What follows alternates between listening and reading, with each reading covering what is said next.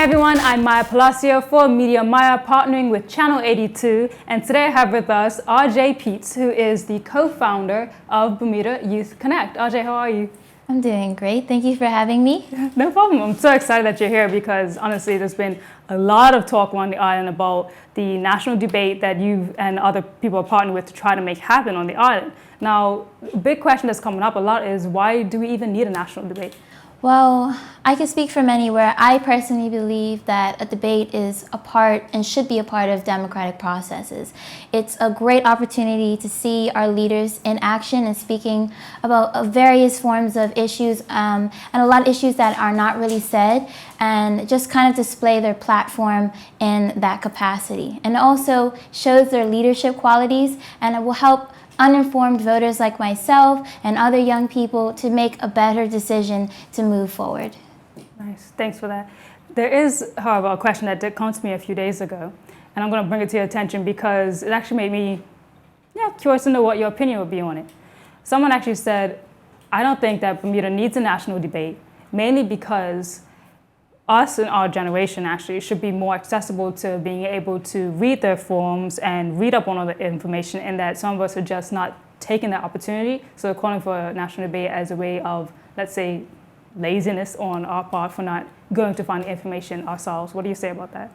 I do agree to some of those sentiments in terms of, as a voter, you should go out and research your candidates in your constituencies and also read up in different issues, because at the end of the day, everything that happens in this country affects all citizens, no matter what age demographic you are in. I can also speak to the fact that I believe that our generation is one of the most socially conscious generations of our time.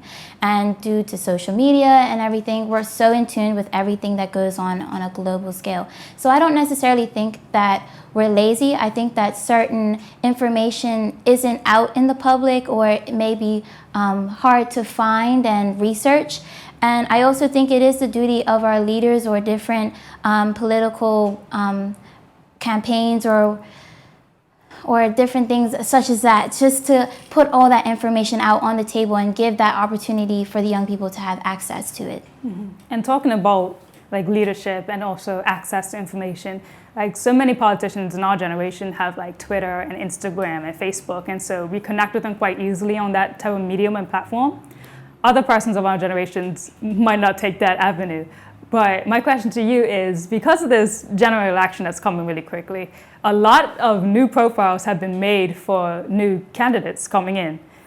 How do you feel about, the use of technology and the use of social media being kind of like the very first thing that most people do now coming into being candidates? They make a new platform. Do you think it's genuine at all that they're just starting a page and then putting out information, or is it kind of forced? Like, what do you think about it? I believe the direction is a good sentiment in terms of outreaching in that capacity to reach our young people, because most of us are on Instagram and Facebook, and that is a great platform to use in terms of reaching out and also to spark conversations and engage with our young people.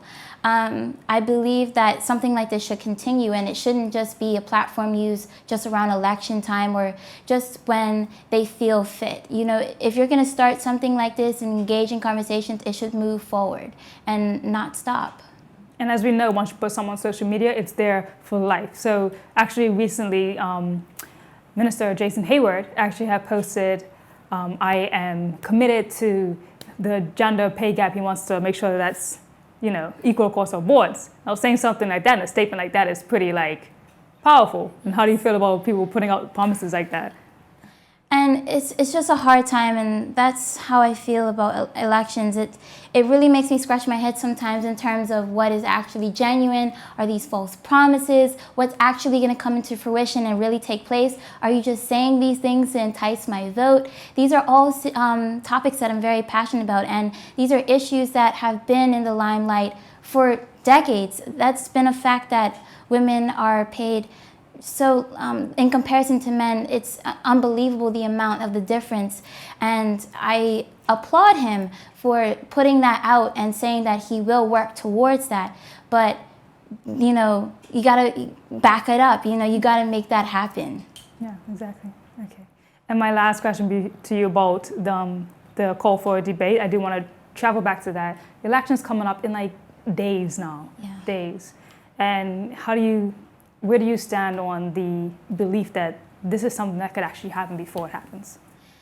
And that's a question that everybody is asking, and it's definitely something that we are still striving to put out in any form of capacity, because we believe that something of this nature needs to be put out to inform all voters, and also to inform our young people specifically, because that's where I'm mostly speaking to. I'm representing the young people, and I feel as though that this will be beneficial because a lot of our young people don't really pay too much attention to certain issues, and this will be an opportunity to put everything out on the table and to have an opportunity to learn about different new things. And an opportunity for our politicians to say it right there and then instead of waiting to post it later or anything like that. Exactly. Awesome. Okay. And we'll be back after these messages.